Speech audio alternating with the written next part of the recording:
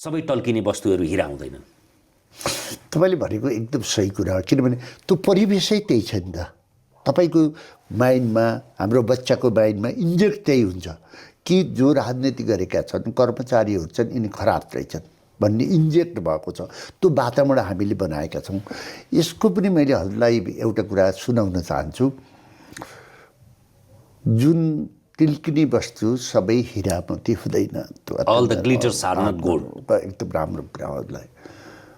भीम एकदम बलवान थिए, कुन्ती पुत्र भीम, हजारौं हात्ती बराबर। उनको अहमता अत्यन्त ठुलो थियो। त्यसकारण उनी बाटोमा जाँदै क्रममा हिँड्दै रहेथे, एउटा बाँदर चाहिँ बाटोमा सुतिरहेका रहेछन्। त्यो पुच्छरले बाटो क्रस गर्यो रहेछ। त्यति बेलाको कल्चर के रहेछ भने तीनचोटि भन्न पर्ने, तिमीले पुच्छर हटाइदेऊ, पुच्छर हटाइदेऊ, पुच्छर हटाइदेऊ भन्न पर्ने, तीनवटा पुरा गर्न पर्ने रहेछ। भीमले भनेछन् ए बाँदर यो पुच्छर हटाऊ भनेछ। दोस्रोचोटि ए बाँदर पुच्छर हटाऊ भन्यो, उनी एकदम बोल्दै बोलेनन्। तेस्रोचोटि भने ए बाँदर पुच्छर हटाउने भए हटाऊ, यदि हटाउँदैनस् भने म फालेर जान्छु भन्यो।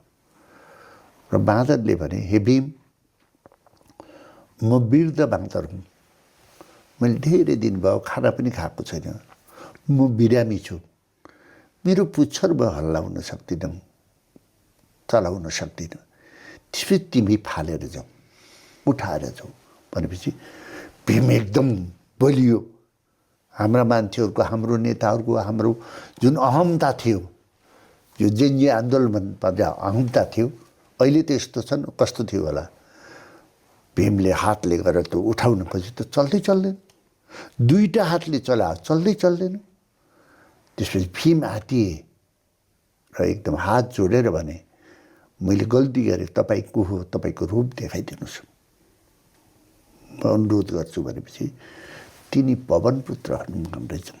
र उनले भने हे बर्दर, हे भाइ, मलाई तिमीलाई एउटा कुरा सिकाउनु थियो